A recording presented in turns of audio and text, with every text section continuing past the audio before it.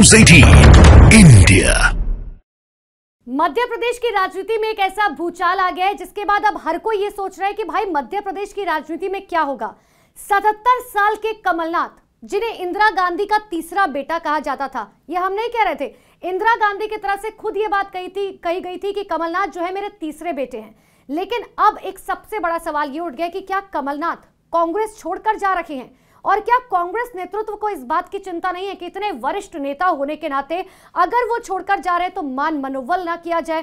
क्योंकि वो वक्त याद कीजिए जब कोई भी नेता पार्टी छोड़कर जाने का फैसला किया करता था या नाराज होता था तो संकट मोचक बनकर सबसे पहले कमलनाथ ही आगे आया करते थे और जाते थे उस नेता को मनाने के लिए। सचिन पायलट का वो इंसिडेंस याद कीजिए जब कमलनाथ उनके पास पहुंचे थे, मान मनोबल की गई थी, और यही वजह कि आज भी कांग्रेस में सचिन पायलट जो है वो है।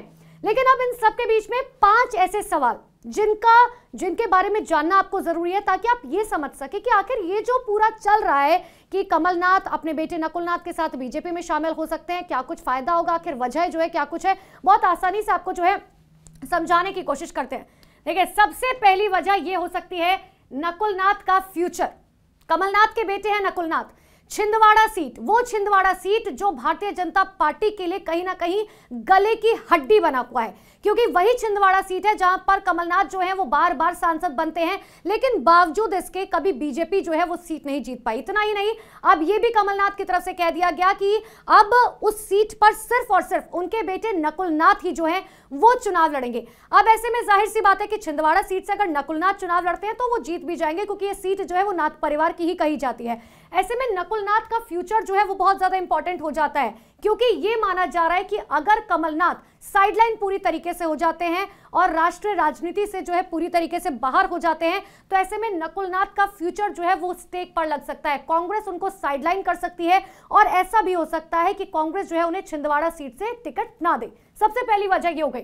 दूसरी वजह, मध्य प्रदेश के चुनाव। आपको याद होगी मध्य प्रदेश में हर किसी को इस बात की उम्मीद थी कि भाई जिस तरीके से चुनावी प्रचार किया गया बहुत मुश्किल है भारतीय जनता पार्टी का ये चुनाव जीतना। लेकिन जैसे ही चुनावी नतीजे सामने आए, राहुल गांधी, सोनिया गांधी, प्रियंका गांधी, हर कोई हैरान रह गया। खुद मल्लिकार्जुन खड़गे ये सोचने लगे कि भाई ये क्या हो गया, क्योंकि हमने तो सोचा ही नहीं था। कमलनाथ जिस तरीके से लगातार जमीनी स्तर पर जाकर काम कर रहे थे, लेकिन ऐसा होता हुआ नजर नहीं आया। चुनावी नतीजे कुछ और ही निकलकर सामने आए, जिसके बाद सारा का सारा ठीकरा फोड़ा गया वो था कमलनाथ के ऊपर। इतना ही नहीं, ये भी हमने देखा कि आखिर किस तरीके से उन्हें हटाकर जो है पूरी जिम्मेदारी जीतू पटवारी को दे दी गई। कार्यकर्ता से लेकर बड़े बड़े नेताओं ने जो है उन्हें तमाम खरी खोटी सुनाई, जो कहीं ना कहीं उनके लिए एक असहज वाली स्थिति जो है पैदा हो चुकी थी। अब तीसरी सबसे बड़ी वजह की बात करते हैं और वो है कमलनाथ का रुतबा। देखिए, कमलनाथ का रुतबा किस तरीके का रहा है। 77 साल के हो चुके हैं, 40 साल से ज्यादा जो है वो राजनीति में जो है वो अपना पूरी तरीके से टेक दे चुके हैं। लेकिन इन सब के बीच में दिल्ली से लेकर मध्य प्रदेश या बाकी राज्यों की भी अगर आप बात करेंगे तो ऐसे में एक बहुत बड़ा जो है रोल कमलनाथ का रहा है। और यही वजह है कि मध्य प्रदेश के चुनाव के बाद कहीं ना कहीं उनका रुतबा जो है वो दिल्ली से लेकर मध्य प्रदेश तक घटता हुआ नजर आ रहा है। अब आपको ये बताते हैं कि इस पूरी स्टोरी में ये जो पूरी पटकथा है, ये जो पूरी कहानी है, ये आज से नहीं लिखी जा रही है। कहा जा रहा है 2 महीने पहले से ही लिखी जा रही थी, जब लगातार बयानबाजियां जो है वो की जा रही थी।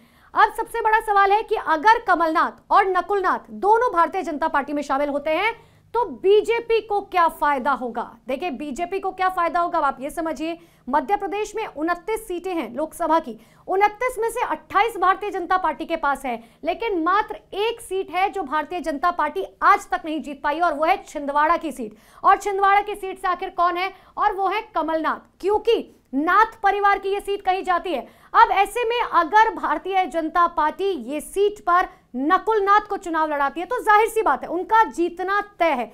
और अगर ये सीट भी नकुलनाथ जीत जाते हैं तो यानी कि 29 की 29 सीटें जो है आने वाले लोकसभा चुनाव में भारतीय जनता पार्टी के खाते में जाती हुई साफ तौर पर दिख रही है।